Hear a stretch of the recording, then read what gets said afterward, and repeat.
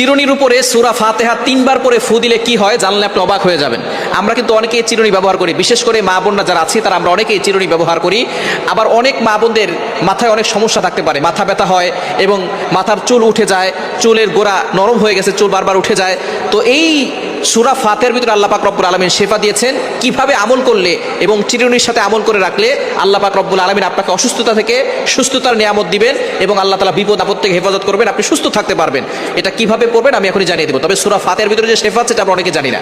কোরআনুল কারীমের ভিতরে আল্লাহ পাক রব্বুল আলামিন শেফা রেখেছেন। আল্লাহ পাক রব্বুল আলামিন নিজে বলে দিয়েছেন 15 নম্বর পারা 9 নম্বর পৃষ্ঠার 2 নম্বর লাইন, সূরা বনী ইসরাঈলের 82 82 নম্বর আয়াতে আল্লাহ বলছেন ওয়ানুনাজ্জিলু মিনাল কুরআন মা হুয়া শিফাউ ওয়া রাহমাতুল লিল মুমিনিন। আমি আল্লাহ তাআলা মুমিনদের জন্য এই কোরআনটা রহমত হিসেবে শেফা স্বরূপ নাজিল করে দিয়েছি। সুবহানাল্লাহ বিহামদি। সুতরাং কোরআনের ভিতরে শেফা আছে, আর এই সূরা ফাতিহার ভিতরে শেফা আছে। নবী সাল্লাল্লাহু আলাইহি ওয়াসাল্লাম নিজে বলে দিয়েছেন। সূরা ফাতিহাকে বলা হয় আয়াতুশ শিফা, অর্থাৎ শেফার আয়াত।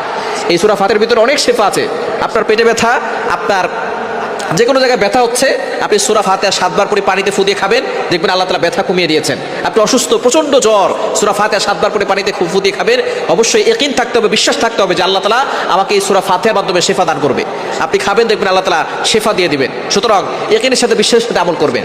আবু সাঈদ খুদরি রাদিয়াল্লাহু তাআলা থেকে বর্ণিত, নবী সাল্লাল্লাহু আলাইহি ওয়াসাল্লাম জানিয়ে দিয়েছেন সূরা ফাতিহার ভিতরে শেফা আছে এবং সে এটাকে এক সাপে কামড় দেওয়া রোগীকে সূরা ফাতিহা 7 বার পরে ফু দিয়েছিলেন, সাথে সাথে সাপের বিষ পানি হয়ে গিয়েছিল। এই জন্য সূরা ফাতিহা ইয়াকিনের সাথে আমল করতে হবে।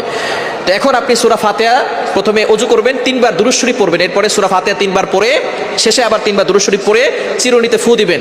ফু দেওয়ার পরে বিসমিল্লাহ পড়ে মাথা আঁচড়ালে ওই মাথা থেকে চুল পড়বে না, মাথা ব্যথা কমে যাবে এবং মাথার বিভিন্ন রোগ থেকে আল্লাহ পাক রব্বুল আলামিন তাকে হেফাজত করবেন। অসুস্থ থাকলে আল্লাহ পাক রব্বুল আলামিন তাকে সুস্থতার নিয়ামত দিবেন। এই জন্য অবশ্যই সুস্থতা হচ্ছে বড় একটি নিয়ামত, আর মাথা ব্যথা হচ্ছে বড় সমস্যা। মাথা ব্যথা হলে আর মাথাকে জাগিয়ে রাখা যায় না, শুয়ে পড়তে হয়। অনেক সময় দেখা যায় শুইলেও কাজ হয় না। এজন্য অনেক সময় দেখবেন মাথা ব্যথা হয় এবং মাথার বিভিন্ন সমস্যার কারণে চুল পড়ে যায়।